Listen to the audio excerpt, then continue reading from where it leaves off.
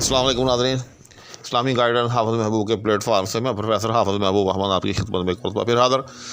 آج میں بلا تاخیر اور بلا تمہید آپ کو دو ایسے لفظ بتانے جا رہا ہوں، یقین جانیے کہ وہ اکثر و بیشتر بہت اچھے منجے ہوئے شاعر کی بھی ایک طرح سے سبکی کا سبب بن جاتے ہیں اگر اس کا کلام کسی گروپ میں، کسی واٹس ایپ گروپ یا کسی فیس بک گروپ یا کہیں بھی کسی اجتماعی پلیٹ فارم پر جو ہے وہ پیش کیا جائے اور ان دو لفظوں کا جو غلط استعمال جو ہے وہ سامنے آ جائے۔ جی ہاں، بہت معمولی سی غلطی ہوتی ہے، جی ہاں، لیکن عام طور پر اس غلطی کو جو ہے وہ اوور لک کیا جاتا ہے، اس کا خیال نہیں رکھا جاتا اور وہ لفظ جو ہیں وہ عام طور پر غلط جو ہے وہ باندھ دیے جاتے ہیں۔ جی ہاں، اگرچہ یہ دو لفظ جو ہیں ایک طرح سے ایک کلاس کے نمائندہ ہیں۔ جی ہاں، جب ایک آدمی وہ دو لفظ غلط باندھتا ہے تو پھر وہ اس کلاس کے باقی ماندہ الفاظ جو ہیں ان کو بھی بالعموم غلط باندھ دیتا ہے، لیکن یہ دو لفظ ایسے ہیں کہ یہ عام طور پر جو ہے وہ باندھے جاتے ہیں۔ جی ویڈیو کی طرح باقاعدہ بڑھنے سے پہلے آپ سے ہمیشہ کی طرح یہ التماس کہ اگر کوئی صاحب میرے چینل پر نئے ہیں تو براہ کرم وہ چینل کو سبسکرائب بھی کر لیں، ساتھ میں موجود بیل آئیکن کو بھی پریس کر لیں۔ شکریہ۔ چنانچہ وہ دو لفظ کون سے ہیں؟ وہ دو لفظ ہیں رنگ اور مانند۔ جی ہاں، اب آپ کہیں گے کہ یہ ان میں ایسی کون سی بات ہے؟ اور رنگ عام طور پہ باندھا جاتا ہے، جی ہاں، اسی طرح سے مانند جو ہے یہ بھی عام طور پر باندھا جاتا ہے، تو اس میں ایسی کون سا جو ہے وہ نیاپن ہے، کون سا ایسا اچھمبا ہے کہ جس کو میں خاکسار جو ہے آپ کے سامنے رکھنے جا رہا ہوں؟ تو یاد رکھیے گا، یہ اچھمبا یا یہ ایک طرح سے ان دو الفاظ کے اندر ایک ایسا نیاپن ہے، جی ہاں، ایک ایسا یوں سمجھ لیں کہ ایک ایسا چھپا ہوا راز ہے کہ بالعموم شعراء جو ہیں اس سے واقف نہیں ہوتے۔ جی ہاں، بالخصوص وہ شعراء جو ابھی منجے ہوئے نہیں ہوتے۔ جی ہاں، جو آدمی من جائے، پرانا ہو جائے، جس کی نظر سے تمام چیزیں گزر جائیں تو اس کے لیے تو یہ بہت معمولی سی بات ہوگی۔ جی ہاں، لیکن اگر کوئی صاحب جو ہیں ابھی پوری طرح سے منجے نہیں ہیں، ان کو مختلف پلیٹ فارمز پر جو ہے اپنا کلام پیش کرنے کا موقع نہیں ملا، تو ان کو یہ ویڈیو بہت غور سے سننی چاہیے۔ جی ہاں، یاد رکھیے گا کہ یہ جو نون ہوتا ہے، جی ہاں، یہ جب اس طرح سے استعمال ہوتا ہے، جی ہاں، کہ اس کا واضح تلفظ بھی نہیں ہوتا۔ جی ہاں، جیسے رنگ ہے یا مانند ہے، مانند کا مطلب ہے وہ جو دوسرا نون ہے، یاد رکھیے گا، تو ان میں یہ جو نون ہے اس کے حوالے سے یاد رکھیے گا کہ یہ باقاعدہ شمار ہونے والا نون ہے۔ جی ہاں، یہ نون غنہ نہیں ہے، جی ہاں، یہ نون ہے۔ اب آپ کہیں گے کہ نون غنہ، جی ہاں، بہت سے ایسے الفاظ ہوتے ہیں، جی ہاں، کہ جن میں لکھنے میں وہ نون ہوتا ہے، جی ہاں، لیکن وہ پڑھنے میں نہیں آتا۔ وہ پڑھنے میں اس لیے نہیں آتا کہ دراصل وہ ایک طرح سے صرف آواز کو بدلنے کے لیے شمار ہوتا ہے۔ وہ ایک طرح سے یوں سمجھنے کہ جس طرح سے الفاظ کے آخر میں جو ہے نون غنہ ہوتا ہے، جس طرح جیسے یہ میں ہیں، جی ہاں، اب یہ میں اور ہیں جو ہے ان کے آخر میں یہ جو نون غنہ ہوتا ہے اس کا کوئی تقدیر کے اندر شمار نہیں ہوتا۔ جی ہاں، میں اور میں، ہیں اور ہے، دونوں کا ایک ہی وزن ہے۔ جی ہاں، لیکن اسی طرح سے یاد رکھیے گا کہ الفاظ کے اندر بھی، جی ہاں، درمیانے الفاظ بھی بعض اوقات لکھنے میں دونوں وہ نون ہوتے ہیں، جی ہاں، نقطے والے نون ہوتے ہیں، لیکن ان میں سے بعض نون جو ہوتے ہیں وہ نون غنہ شمار ہوتے ہیں اور ان کا وزن نہیں ہوتا۔ جی ہاں، ان کا تقسیم میں کوئی لین دین نہیں ہوتا۔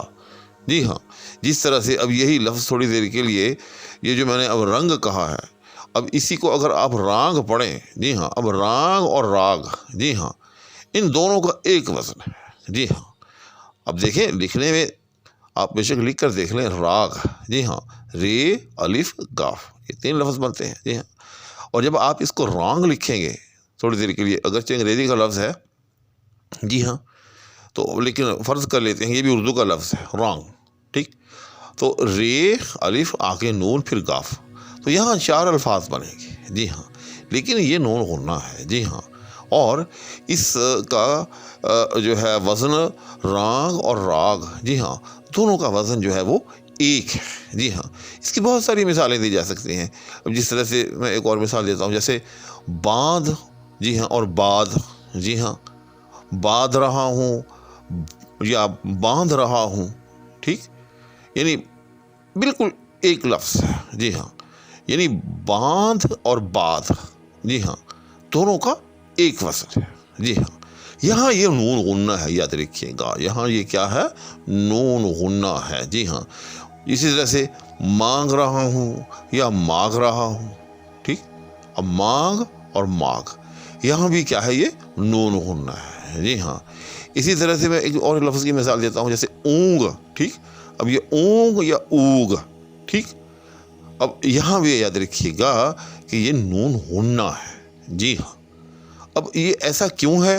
اس کا فرق یہ میں انشاءاللہ تعالیٰ، پھر یہ ویڈیو لمبی ہو جائے گی، چونکہ سر دست میں فوکس کر رہا ہوں ان دو لفظوں کے اوپر جن کا میں نے آپ سے شروع میں ذکر کیا ہے، کہ پھر یہ کہ ان کے درمیان فرق کیا ہے، کہ کہاں ہم نے اس کو جو ہے نون غنہ سمجھنا ہے اور کہاں ہم نے جو ہے اس کو نون جو ہے وہ نون ناطق سمجھنا ہے، ایسا نون سمجھنا ہے کہ جو شمار ہونے والا نون ہے۔ اس کا ذکر جو ہے میں انشاءاللہ کسی اور ویڈیو کے اندر تفصیل کے ساتھ آپ کے سامنے کروں گا۔ سر دست آپ کو سمجھانے کے لیے عرض کر رہا ہوں کہ رانگ اگر لفظ لکھا ہوا ہو، یاد رکھیے گا کہ وہاں جو ہوگا بیچ میں نون، وہ نون غنہ ہوگا، اس کا تقسیم میں کوئی شمار نہیں ہوگا، جی ہاں۔ لیکن اگر رنگ لکھا ہوا ہو، یاد رکھیے گا، یاد رکھیے گا، غور سے سن لیجیے گا، تو وہاں نون جو ہے وہ نون غنہ نہیں ہے، جی ہاں، وہاں وہ نون ناطق ہے، نون شمار ہونے والا ہے۔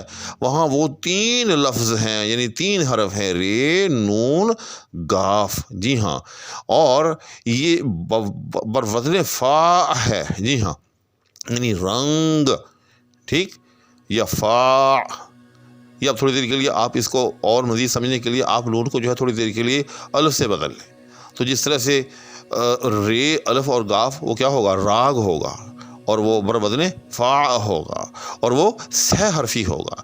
اسی طرح سے یاد رکھیے گا کہ رنگ جو ہے، یاد رکھیے گا کہ یہ بھی سہ حرفی ہوگا، جی ہاں، اور بروزن فا ہوگا۔ لہذا اگر آپ کہیں اس کو رنگ کہہ کر گزر جائیں گے، یعنی کہ رنگ، اس میں جو رنگ ہے، اس میں جو رنگ ہے ایسا، میں مثال کے لیے عرض کر رہا ہوں، یعنی اب آپ نے اس کو دو حرفی باندھ دیا، جی ہاں۔ جب آپ کہتے ہیں نا کہ رنگ، اس کو جلدی سے گزر کر کے، جلدی سے جو ہے اس کو آپ جو ہے وہ پڑھ کے گزر جائیں، جی ہاں، یعنی دو حرفی باندھ دیں رنگ کو، بجائے کہ آپ اس کو فا باندھیں، آپ اس کو فا رنگ ایسے کر کے گزر جائیں، یعنی دو حرفی، جی ہاں، جیسے رن، یعنی آپ رن اور رنگ، آپ کو امید ہے سمجھ آ گئی ہوگی، یعنی جس طرح سے رن کہتے ہیں نا، تو آپ رن کے وزن پر آپ جو ہے رنگ کہہ کر گزر جائیں، یہ رگ کے وزن پر آپ، یہ زیادہ اور آسان ہو جائے گا آپ کو سمجھنے کے لیے کہ رگ اور رنگ ان میں کوئی فرق ہی نہ کرے، جی ہاں۔ جس طرح سے رگ جو ہے وہ دو حرفی ہے، اسی طرح سے آپ رنگوں کو بھی جو ہے وہ دو حرفی باندھ کر جو ہے وہ چلتے بنے، یاد رکھیے گا یہ غلط ہو جائے گا، جی ہاں۔ رگ واقعی دو حرفی ہے، جی ہاں، لیکن رنگ جو ہے یہ آپ جلدی اس کو جو ہے رگ کی طرح رنگ کہہ کر جو ہے اگر آپ گزریں گے، اس کو دو حرفی باندھ کر گزریں گے، تو آپ کا مصرع خارج از وزن قرار دیا جائے گا، جی ہاں۔ یہ بات اچھی طرح سے پلے باندھ لیں کہ رنگ جو ہے، جی ہاں، وہ سہ حرفی ہے، جی ہاں، یہ رگ کے وزن پہ نہیں ہے، جی ہاں۔ یہ رنگ، اس میں تین حرف جو ہیں، رے، نون اور گاف، تینوں متلفظ ہیں، جی ہاں، لہذا یہ فا کے وزن پر ہوگا۔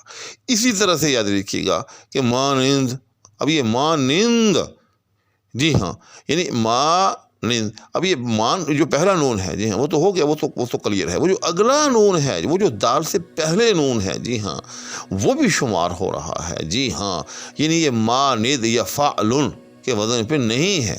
عام طور پر اس کو احباب جو ہیں وہ مانند کو فعلن کے وزن پر باندھ دیتے ہیں۔ اب آپ دیکھیں نا، ذرا جلدی اس کو پڑھ کر دیکھیں، مانند، فعلن، بظاہر برابر محسوس ہو رہا ہے، لیکن یاد رکھیے گا کہ اگر ہم ایسے کریں گے تو پھر ہم دوسرے نون کا کیا کریں گے؟ دوسرا نون کدھر جائے گا؟ پھر وہ تو ہو گیا نا کہ ماند، یعنی میم، الف، نون اور آگے دال، اور یہ فعلن کے وزن پر ہو گئے، چار حرف پورے ہو گئے، تو وہ جو دال سے پہلے والا نون ہے وہ کدھر گیا؟ یاد رکھیے گا کہ وہ نون جو ہے وہ نون غنہ نہیں ہے، جی ہاں۔ نون غنہ کے بارے میں نے آپ کو بتا ہی دیا ہے کہ نون غنہ اسے کہتے ہیں کہ جو لکھنے میں تو آتا ہے لیکن اس کا تلفظ نہیں ہوتا، جیسے الفاظ کے شروع میں، جیسے الفاظ کے آخر میں جو ہے بسا اوقات نون غنہ ہوتا ہے، اس کی میں نے آپ کو مثالیں دی ہے، میں اور ہے وغیرہ سے۔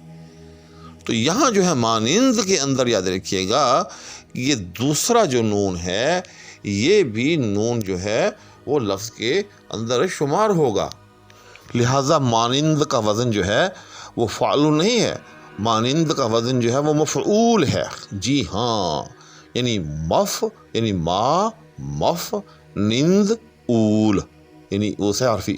جی ہاں، اب اول کہہ لیں یا آپ فا کہہ لیں، اب چونکہ فا جو ہے مف فا کوئی ایسا جو ہے مربع نہیں ہے تو آپ اس کو اول کر لیں۔ جی ہاں، یعنی فا اور اول چونکہ ان کا دونوں کا وزن ایک ہے۔ جی ہاں، تو مانند جو ہے یاد رکھیے گا یہ فعل نہیں ہے بلکہ مفعول ہے۔ جی ہاں، تو امید ہے کہ اب آپ کو اچھی طرح سمجھ میں آ گیا ہوگا کہ جہاں بھی رنگ جو ہے آپ نے باندھنا ہو اس کو بھی آپ نے جو ہے وہ سے حرفی باندھنا ہے اور وہ فا کے وزن پر باندھنا ہے۔ جی ہاں، اور جہاں اپنے مانند باندھنا ہو اس کو فعلون کے وزن پہ نہیں باندھنا بلکہ جو ہے اس کو مفعول کے وزن پر جو ہے وہ باندھنا ہے۔ جی ہاں، اچھا یہیں سے آپ جو ہے یاد رکھیے گا رنگ کے جو ہے جتنے ہم وزن الفاظ ہیں، جی ہاں، جیسے سنگ ہے، جی ہاں، دنگ ہے، جی ہاں، تو وہ بھی اسی پر جو ہے آپ قیاس کر لیں۔ لیکن یاد رکھیے گا کہ اگر اس کی مفعولی حالت ہو، جی ہاں، جیسے رنگا ہوا، جی ہاں، اس میں کے اندر پھر آگے جو ہے بڑی بحثیں ہیں۔ جی ہاں، کہ اس کی جو ہے جب حالت بدلتی ہے، جی ہاں، تو پھر اس کا جو ہے تلفظ جو ہے نون جو ہے اس کا کیا بنتا ہے۔ تو اصل کے اندر یہ جو نون ہے کہ یہ کہاں جو ہے وہ نون غنہ شمار ہوگا، کہاں نون ناطق شمار ہوگا، تو یہ بڑی پیچیدہ بحث ہے۔ اس پر میں انشاءاللہ تعالی آپ کو جو ہے الگ سے جو ہے ایک ویڈیو دوں گا جو اس حوالے سے انشاءاللہ بڑی جامع معنی قسم کی ویڈیو ہوگی۔ اسی کے ساتھ اور دعاؤں کے ہمراہ آپ سے زیادہ چاہوں گا۔ اللہ حافظ۔